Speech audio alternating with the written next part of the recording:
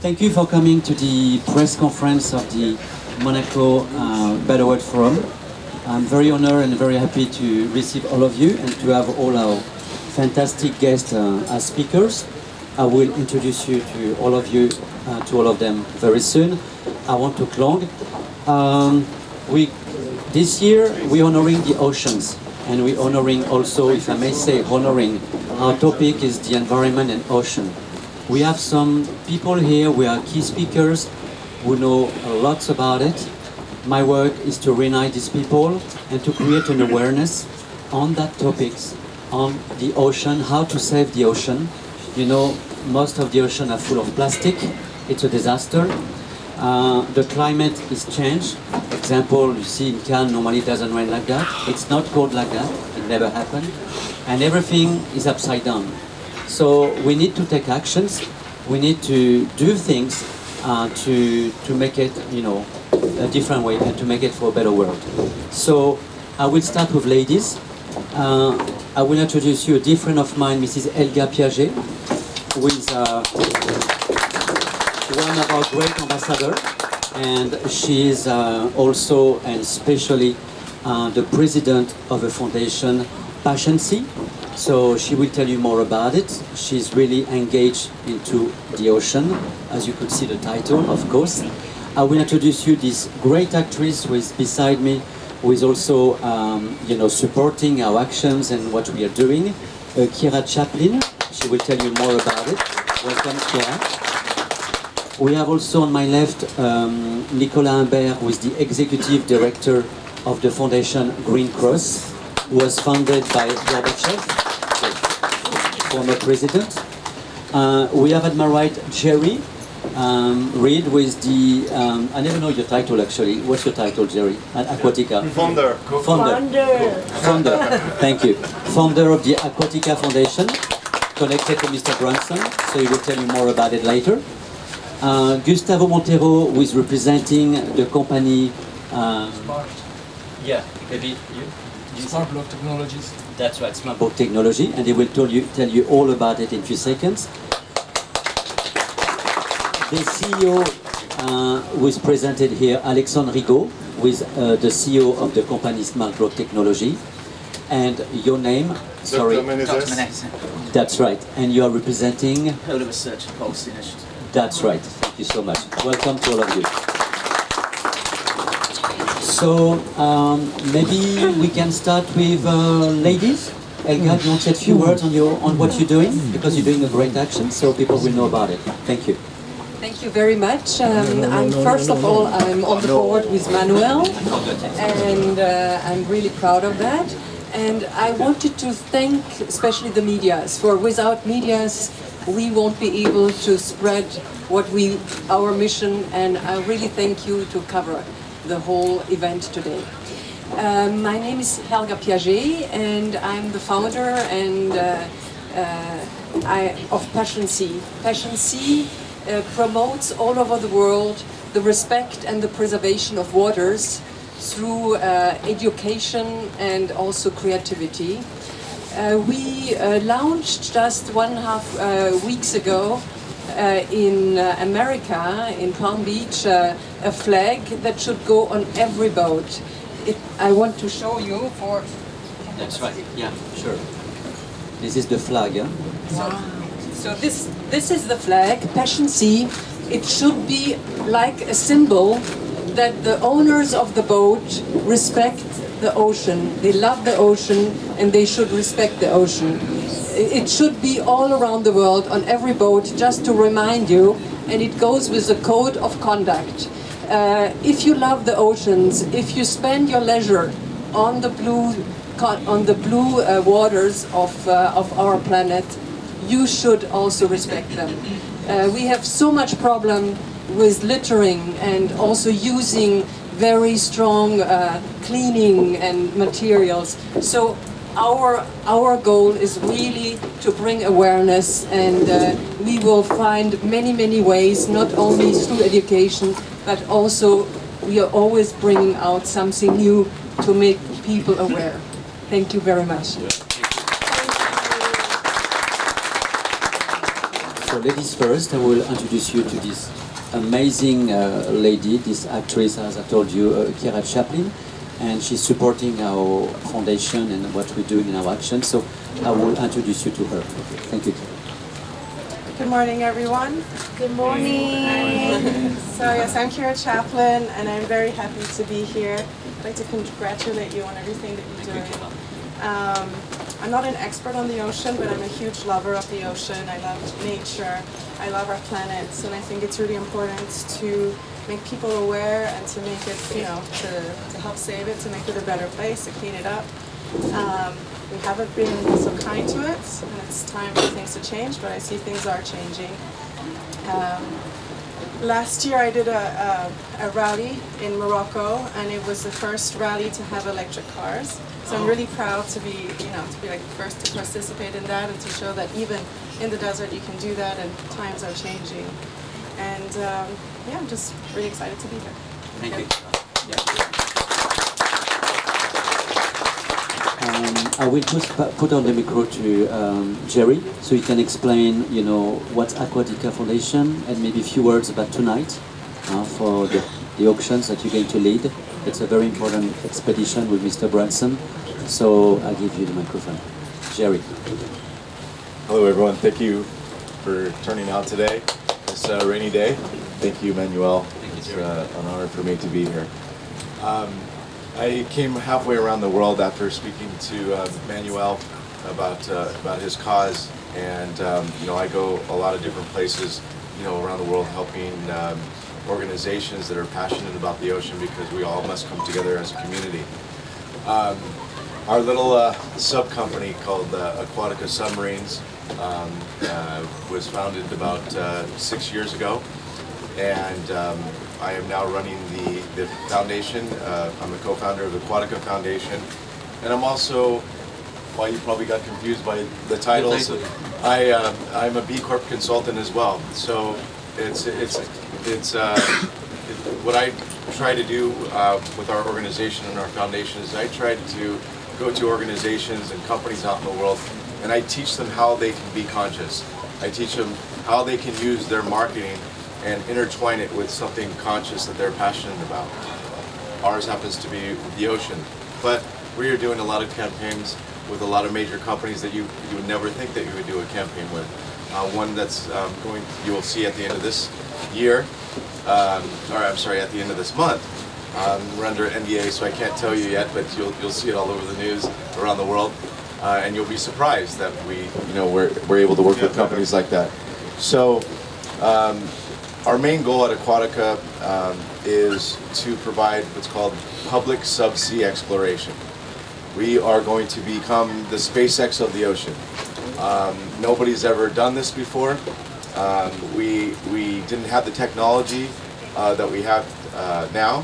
So whenever you take a mass of people, we can bring people that, the elderly, to young children, to people with handicaps, and we can get them underwater because you do not need a certification to dive in our sub. It's one atmosphere. You can go with t-shirts, shorts, flip-flops, no problem. It's air conditioned, and you guys will probably see the sub that's up there. And whenever you take a mass amount of people and put them under the water, they fall in love with what they see, and then eventually they want to protect what they see and what they love. So that is our main goal. This evening, we are doing a very special, thing for the Better World Forum, which is we're offering one of our expeditions. If you guys are familiar, we did an expedition at the end of last year in December that was live on the Discovery Channel with Sir Richard Branson and Fabien Cousteau. We went down to the bottom of the Blue Hole. We captured a tremendous amount of scientific data, geological formations of the hole, so we can understand sea level rise. We did find, unfortunately, plastics down there as well. And we also gave this valuable data to the world and to the Belize government. We always make sure that whenever we do an expedition, we get the governments involved, and we ask them to pledge to to contribute to the 30 by 30, which is the 30% regeneration of the ocean by 2030. That was an initiative that was started by Ocean Unite, which is Richard Branson's foundation. So this expedition that we're going to be doing at the end of the year, in July, that we're going to be auctioning off this evening. You'll be able to come on one of these expeditions. Our vessel is called Sharkwater, which is named after the late Rob Stewart. His parents are somewhere in the back here. Thank you. They're over there. Hello. Hello. Hey, Brian. So it's a joy for us to have our submarine and working with fins attached and the Sharkwater vessel. You'll be coming out to the Virgin Islands. We will put you up in a 6-star accommodation, if you could believe it. And you'll be able to dive in the submarine. We'll do shark tagging and grouper tagging, as well as a reef restoration survey and Horseshoe Reef with Dr. David Bond from Plant a Million Corals. So we can eventually do some planting there and help regrow the reef. So a lot of science involved and a lot of fun. And this is a package that is really unprecedented because we hardly give these out to the public. But again, from what I said earlier, it's about bringing the public and getting the public involved.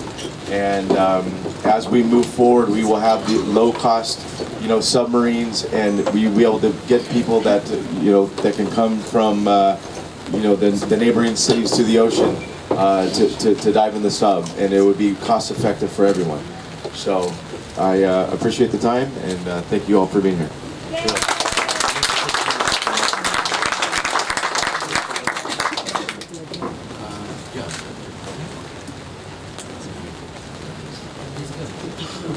My name is Gustavo Montero. I'm the chairman of Smart Block Technologies, but that's not important. Let's talk about the reason why we're here. I'm an oceanographer by profession. I did my oceanography at Oregon State many years ago. But many years ago, when you were very young, so you don't remember this, there was something called the Rio Summit. It was the first time the United Nations and the private companies got together to deal with the environmental problems. I was the director of the Rio Summit at that time, therefore I was directly involved in the problematic of dealing with the environment. The reality is that not a lot has happened since the Rio Summit. That's the reality.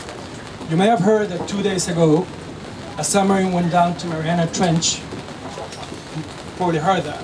2 days ago. And they found plastic at the most bottom part of the ocean. So I can tell you that not much has happened. So what we're doing at Smart Block Technologies with the team, it's not only me, it's a team of colleagues and partners, is we're creating a coin via the blockchain technologies that allows for donations to be given to the ocean companies or institutions working on ocean or environmental problems without problems of traceability. It happened to be that I also work with the International Federation of Red Cross and Red Societies in Geneva at one point in time. And I was an auditor. Therefore, I was in charge of making sure the monies were well spent. It was very difficult to do that because we didn't have systems like that. Now we have blockchain technologies and we can do that. So we're helping the Better World Forum to do this via this specific coin that we're creating. I will give the microphone to my partner and colleague Alex, who can go further into the technicalities of this, but that's the reason why we're here. We're helping these institutions to be able to collect funds and to have traceability on the use of those funds via the blockchain technology. Alex?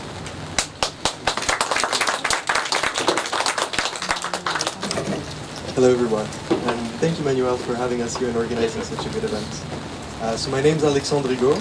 I'm the CEO and co-founder of Smart Block Technologies. And at Smart Block Technologies we built... Can you turn the volume up? I can't hear you.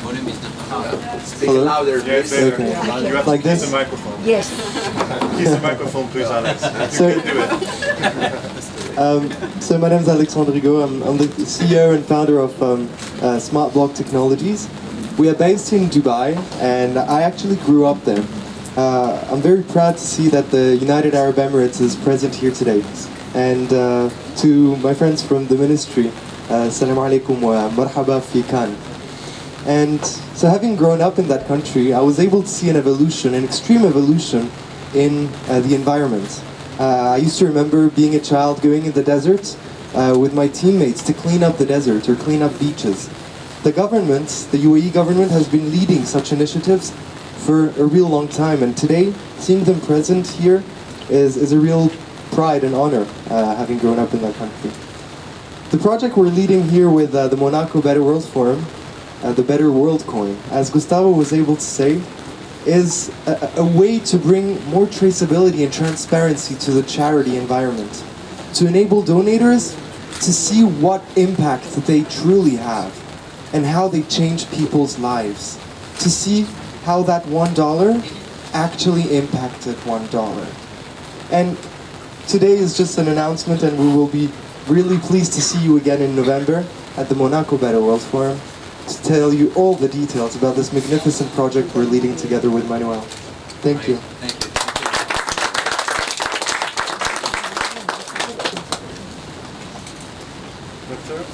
Right, good morning. Right,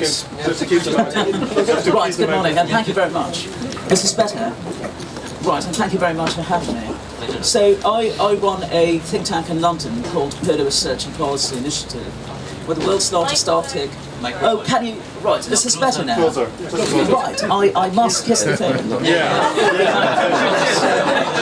I'm so sorry, yes. The British suffer greatly from intimacy. Yes, indeed, I'm in France. Indeed. Yeah, you can do. So, I run a think tank called Polar Research and Policy Initiative. We're based in London. We focus on Arctic, Nordic, North Atlantic, North Pacific and Antarctic issues. We have been speaking about the oceans, and of course oceans around the world have been greatly affected by climate change, by contamination, by various other issues. But there is no ocean where you have greater effects of climate change than the Arctic, which we must remember is an ocean surrounded by land. And whether it's a problem of plastic, microplastics, which is a big issue in the Arctic Ocean as well, whether you think about ocean acidification, you think about coastal erosion, you think about the challenges facing coastal communities that live on these lands, where basic infrastructure is suffering. So it's very easy when we sit in London or New York or Monaco to sometimes take for granted climate becomes a fashionable policy issue. It's easy to support it because it makes us cool. But when you actually go up to Greenland, when you're actually floating with the icebergs, and you begin to meet these people so entirely disconnected from the global agenda system, and you listen to their stories, how they used to hunt, and they can't hunt like that any longer, how they used to sail, and they can't sail like that any longer, and that's when you begin to realize hunters go out and don't return. You sometimes go fishing and you may not have the same predictability. And that's when you realize these people who are not part of any lobby group, they're not part of any coalition. These are people living on the ground, every day facing the consequences of climate change that very often don't start in the Arctic. It starts in the rest of the world. But also what happens in the Arctic affects the rest of the world. Because when you have melting icebergs, when you have thawing permafrost, if you have rising sea levels, these affect small island developing states anywhere in the world. It affects low-lying areas anywhere in the world. Shanghai is going to be as affected by climate change in the north as anywhere in Iceland or Greenland. And so there has never been a more important time in history for us to be gathering forces, irrespective of sector, policy, or film, or fashion, or whatever. We need to come together to address what The Guardian called not just climate change challenge, it's a climate catastrophe, it's a climate crisis. But most importantly in this debate, I would ask you not to think of climate and environment just as a geographic or climatic condition. Remember, there are people living in these communities, and any work we do with the oceans or with climate must take into account the people who suffer the most as a result of it. So I'll leave it at that. This is what my think tank does. We do 50 to 60 dialogues around the world every year.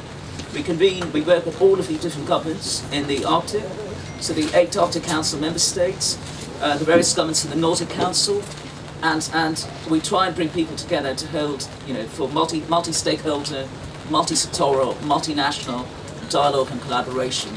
So ever in London or ever in any city where we are convening a high-level dialogue, please do get in touch, because we really believe in the power of collaboration.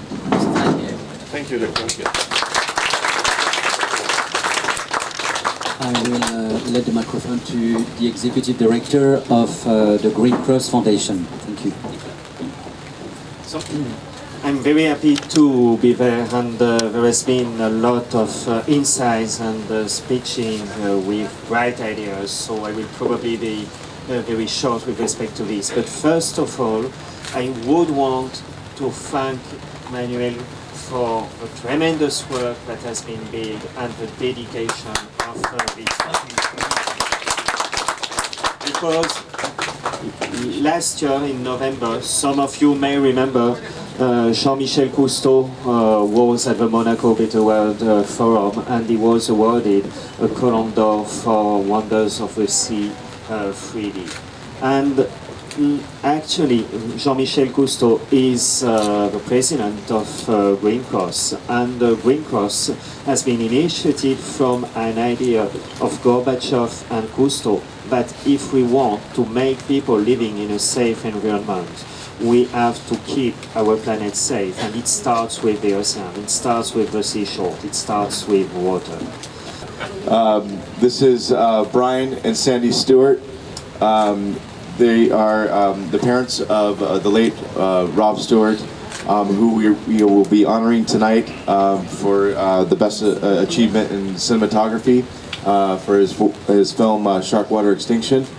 And I'll hand it over to Brian so you could say a few words about your son. Well, thank you for coming out today. Can you hear me all right back there? Yes. Good, okay. Kiss it. Kiss the microphone. Yeah, Rob was quite a unique individual. He made 3 movies. Sharkwater was his first film, made in 2007, and it brought the plight of shark finning to the world stage. It was hugely successful, won awards all over the world, and changed government policy in 90 countries. And he followed that up with the first movie on ocean acidification, and that was in 2012, even before Race and Extinction, which is sort of interesting. But Rob's passion was the ocean. From a very young age, he believed that the ocean was the most spectacular place in the world, and he wanted to show people how beautiful it was.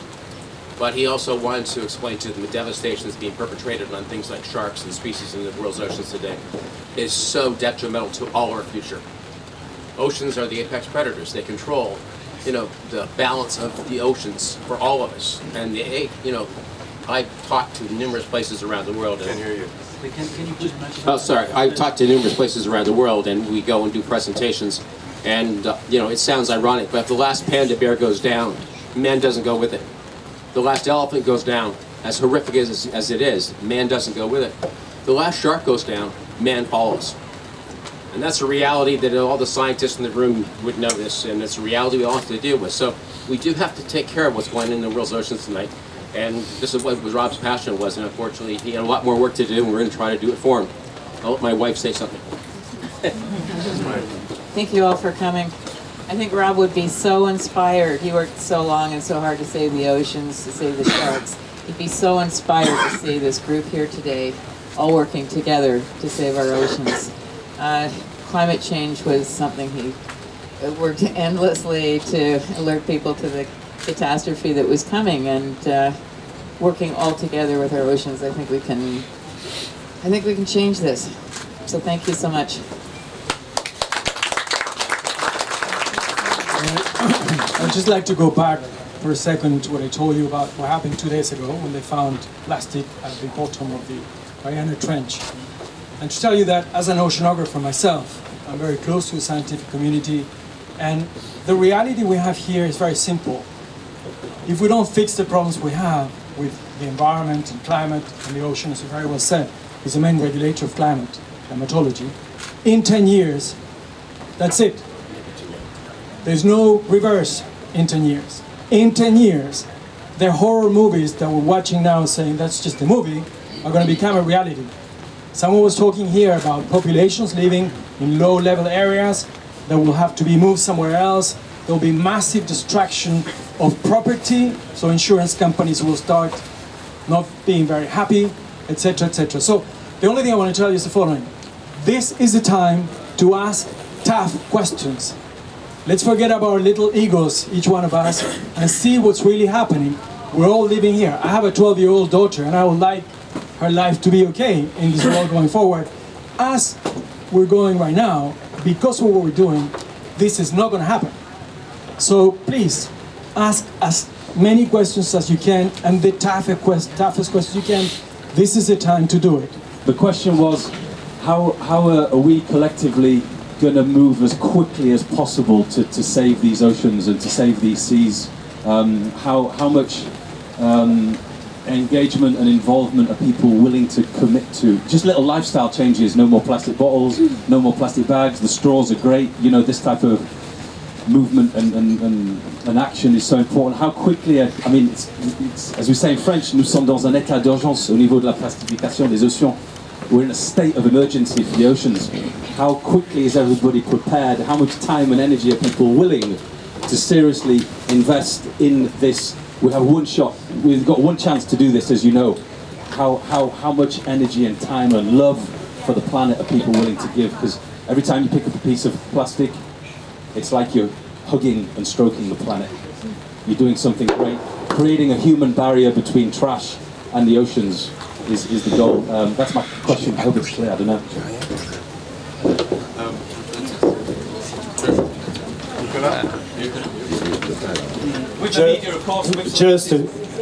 Just a few words, but thank you for this question, because this is the challenge we have to face. We have to drastically change our priorities. And the question of plastic is not anymore the question of environmentalists or the question of committed people. It's the question, and it's a tremendous priority for everybody of us. We need to have our finance updated, and this is great to have finance leaders around this table. We have to get the media with us, not only the environmental press, but every press, and they will play a very important role, and that's why I'm so happy, and I think all of us are so happy that you are there, coming from everywhere around the world today. And we also have to make sure that we are not thinking about an intent, but doing an action. And the idea you raise, that everything should at the end of the day be cascaded down to a very tangible sound action, is something we should definitively care about at every second of our life, because time is short. There is no need to say that it's too late, because it's not true to my perspective, and it's too late. But we have 2 years probably to change the world, not only once we will have finished the other activities, but as a top priority. Thank you. May I say also something about this? If you hear Nelson Mandela, who said education is the strongest way to change the world, I believe in this. I work a lot with children, and I hope that the children will tell this to their parents, and that's the way to go. So we have to spread it all over, and every one of us can do a change. Only a little change every day will make this world a better place. Thank you. Thank you again. You're very right. Yeah, and to answer your question directly, in regards to what is the community doing as a whole, I mean, first of all, it does start with the community and getting everybody involved. The 30 by 30, which is the 30% regeneration of the ocean by 2030, even though it was started by Ocean Unite, the Leonardo DiCaprio Foundation is involved with that. Conservation International is involved with that. Aquatica is involved with this. We want everyone to be involved with the action. It takes a community. But more specifically, you know, the reason why we do these expeditions and we bring, Branson and celebrities, aboard is because we need them for the outreach, not because we're out there trying to do something, to glorify, a vacation. No, it's science. We need the outreach from these individuals, so it reaches out to the masses. They see the imagery, they fall in love with the imagery, and then it acts change. and that's exactly how we're doing it. And I'm here. I'm getting all the ocean organizations around the world involved. I'm sure we'll touch them at some point. I mean, like, I'm born in Indonesia, and everybody maybe not so familiar about Indonesia, but everybody know Bali, right? Indonesia have the 17,504 small island, and until now Indonesia is like have more sea than the the land. So the reason why before I support so many foundation, by the reason why I'm falling in love with Manuel, the president of Monaco Better World, because this foundation is so simple. It's only save the ocean and environment. Because so many foundation, if like you want to make the world better place to live, the most important you need to save the environment first. And everything starts from the ocean. Because when the ocean is like a destroyed, like Indonesia, so many tsunami. Because I feel it like last time Aceh, Lombok, everybody suddenly today is still alive and tomorrow gone. Is in Thailand also. So that's why, this time we need to spread from this Cannes Film Festival, we need to spread to the world, everybody be united. We make the world better place to live. And thank you to everybody, can maybe give the input to the Indonesia, maybe in the future our president, For sure. Yeah. we welcome to you guys. And whatever in here, we touch everybody heart. You can do, if you have money, you can support the foundation. If you have energy, and we spread the kindness and make the world better place to live. So thank you so much. Thank you, Jessica. Alex? Yeah, before we go to the next question, I just want to thank, of course, Jessica Shaija, because she's one of our main sponsors.